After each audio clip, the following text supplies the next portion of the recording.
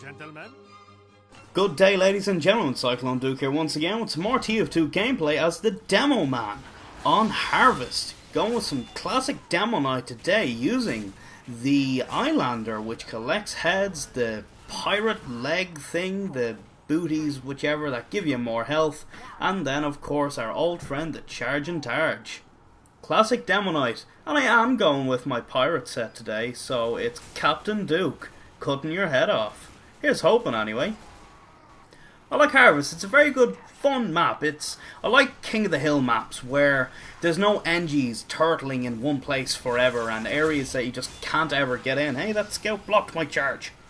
No areas that you can't just get in. Everyone on both teams is kind of just everywhere at all times, because this means you can flank enemies really well. You can get behind them absolutely easily. There's no single choke point that you have to walk through. And these maps are great for being a Demoknight on, as well as a scout, I find. Hell, Spy too. So, what is my goal today? To get as many heads as I possibly can. For the hell of it. Each head will give me, boom, ugh, all my kills getting stolen. Nearly every kill I've tried for today, someone takes it from me. Oh well. Every head I get will give me 15 more health and a little bit of speed boost. Gonna take on these pyros. Bam! Just get that crit from the shield and get out of there. If you are using the Charge and Targe, a lot of folks don't know, how do you get the crit? What's a shield bash? When you charge, there's a little sweet spot just near the end of your charge where if you, boom, collide with an enemy player, you will shield bash them for a fair amount of damage, particularly if, finally, first head, particularly if you're using the other shield, the Splendid Screen, you're going to deal a lot more damage with that shield bash, and it is a respectable amount of damage. If you bash someone just right at the end of that, you will bash them, and if you ever deal a shield bash, your swing will always be a crit, and that works really well with the Splendid Screen because that can bash at any range. Now I do like what this engineer is doing here. Very important area. He's watching that health, protecting the health pack. He's got his dispenser nice and safe. He can't be backstabbed because the door is completely blocked. Nice job by him. That's what you want from a sentry position. So hey, back to this whole setup. I'm looking to get a good few heads so I can shield bash people to death and cut off their heads and get lots of heads and run around with heads and a big glowing eyeball. Boom! Come here, Pyro. Up to 2. Fantastic. So yeah, I love Harvest and Nucleus and all those maps. They're fun, you know. I'm not sure about how awesome they are from a design point of view or fairness or spawn count and all that, you know, whatever. I like them, they're fun. So yeah, I am using the booties. Now sometimes when I'm going Demoknight, I will run with the pipe launcher because it just can surprise people when you're running around like a normal Demoknight. They think that you're completely helpless at range, and then you whip out a pipe launcher. As well, having any kind of a pipe launcher, more so the normal one rather than the lock and load, it helps you fight sentries, which is the biggest downside to being a Demoknight. You can't fight sentries at all. Even little baby sentries. If there's one down, it's just going to shut you down completely. Many times during the gameplay today, there's just one little mini sentry hanging around and it completely blocks me out of an area. And that's pretty damn annoying. Now, I was also playing a little bit with the katana earlier on, but hell, I mean, while there are no downsides if you use the katana with a Demoknight setup, it's awesome to get healed. I just found that I want to collect heads today. And one thing that's great for collecting heads is spies. Just a second ago there was a dead ringer spy, and if you ever bump into a player and you know he's a spy, and if you're a Demoknight trying to collect heads with the Islander, go for that spy. If you're confident that you won't be backstabbed. Which, it's not too bad because all of the Demo Man's swords have a bigger swing range. You can hit the spy farther away than he can hit you.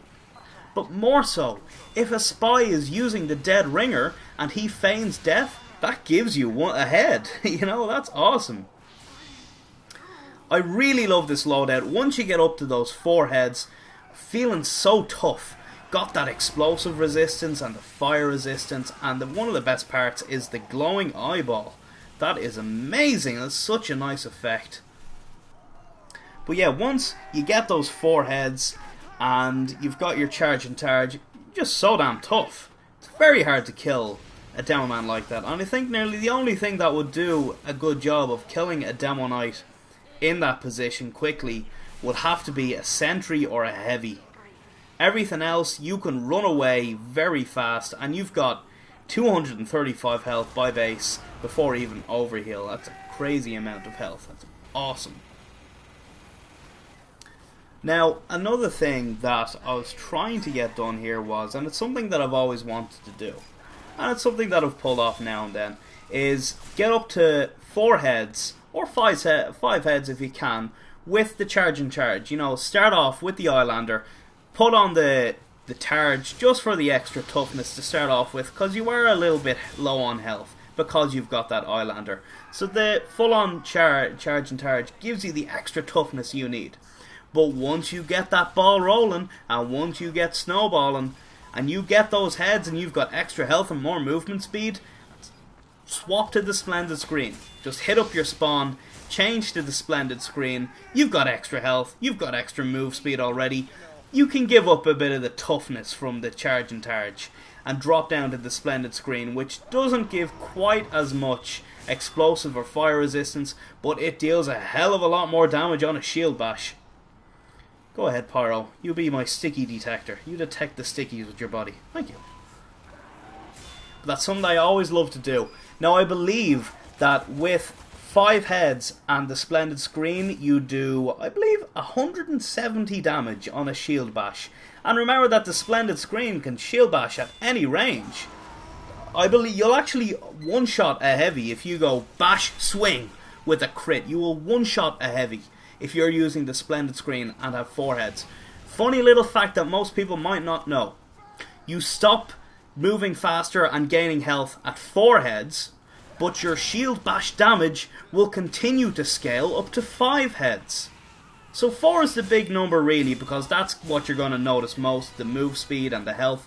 But if you can get a 5th, it's more shield bash damage. And I'm using the booties just for the hell of it. Whew. Well though, I'm telling you guys, I haven't played King of the Hill in a while. But I'm really enjoying it, and I love getting the hang of those crits. Up to 10 heads now, so I'm pretty happy with that. I don't get a chance to get back to spawn here and change to the Splendid screen, but hell, I'm just enjoying being so damn tough. If you guys haven't really tried it yet, if you're thinking, Demoknight, I always get killed or something, give it a shot on a King of the Hill map. Just try and avoid heavies. King of the Hill, capture points, any map where there's a lot of moving around and there's not a single choke point or a wall that your team hits, like the sentry farm on a payload.